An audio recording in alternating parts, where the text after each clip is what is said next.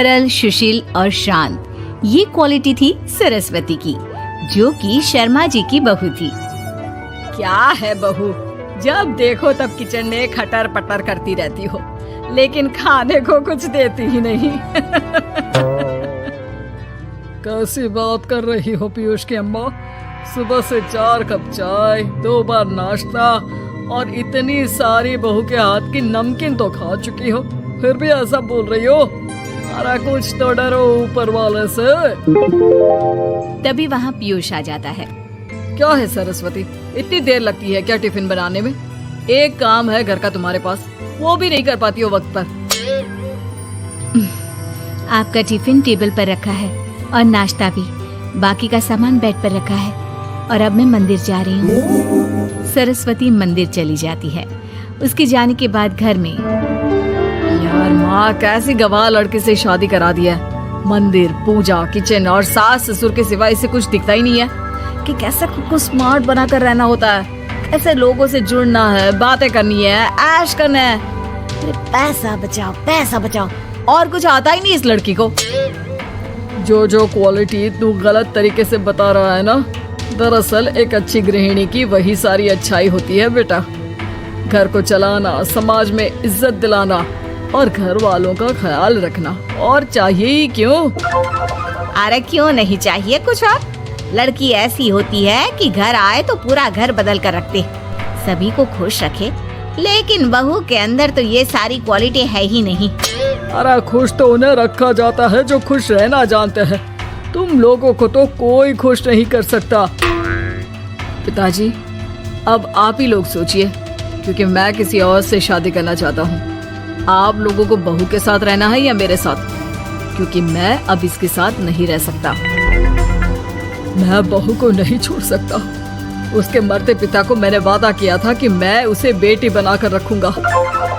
तो ठीक है ना माँ, तैयार कर ले अपना सामान, हम दोनों किसी और घर में रहने चलेंगे तेरी नई बहू के साथ। अरे हाँ बेटा, वही ठीक है, लेकिन मैं तेरे पिता के बिना भी तो नहीं रह सकती। तो मेरे बिना रह सकती हो? ठीक है, मैं अकेले ही चला जाता हूँ। बेटा वहाँ से चला जाता है, लेकिन सास का दिल नहीं लगता। बहू मंदिर से भी हो आती है और फिर, माँ पिताजी खाना लग गया है, खा लीजिए। हाँ, तुझे बस आता ही क्या है, खाना बनाना और खाना खिलाना। अरे सुन, मेरे सारे कपड़े पैक कर दे। क्यों माँ जी, कहीं जा रही हैं क्या? हाँ बेटे, ये अपने बेटे के साथ रहने जा रही है, लेकिन घबरा मत, तेरा पिता तेरे साथ है। बहू समझ नहीं पाती कि उसके साथ हो क्या रहा है, लेकिन फिर ससुर उसे सारी बात बता देता है। बेटा, ये नई बहू कब आ रही है? मुझसे घर का काम नहीं होता, वैसे भी तेरी पहली निकम्मी बीवी ने मुझे किसी काम का नहीं छोड़ा। माँ वो बस आने ही वाली है, और हाँ माँ, उसके आगे ना थोड़ा स्टैंडर्ड से रहना, क्योंकि वो थोड़े बड़े घर की लड़की है, उसका एक स्वैग है, स्वैग। तभी वहाँ एक बहुत सुंदर सी लंबी सी लड़की आती है। हे पीयूष, भागकर कैब से मेरा सामान ले आओ, और हाँ प्लीज एसी ऑन करके जाना। रीमा, ये मेरी माँ है, तुम चाहती थी ना कि मेरी माँ हम लोगों के साथ रहे। हेलो आंटी जी, हम लोग ना जल्दी शादी कर लेंगे, फिर मेरी जैसी टॉप लड़की आपको अच्छी बोलेगी। एक्साइटेड होंगी ना आप? पर नो इश्यू। पीयूष सामान ले आओ ना, एंड आंटी आप पानी ले आइए प्लीज। माँ को तो समझ में ही नहीं आता कि वो क्या करे।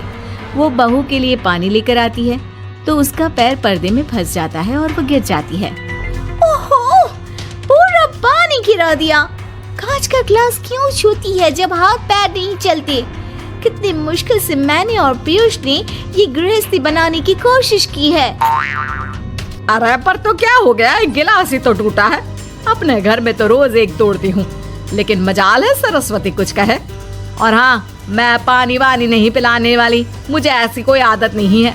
बहू हो, बहू की तरह रहो, समझी? तभी वहाँ पीयूष आ जाता है, जिसे देख रीमा रोने लगती है। देख देख लो अपनी माँ को कैसी करी खोटी सुना रही है। और अभी तो मैं आई हूँ, थक गई थी, बस पानी क्या मांग लिया। कह रही है बहू हो, बहू की तरह रहो।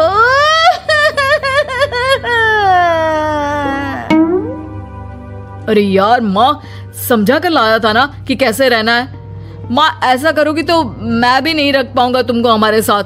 वैसे भी आप ये समझो कि रीमा ने खुद कहा था कि माँ को साथ रखना। अरे हाँ हाँ बेटा, वो सिर्फ इसलिए कि मैं घर का सारा काम करूं, बैठे बैठे इस महारानी को खाना पानी दूं।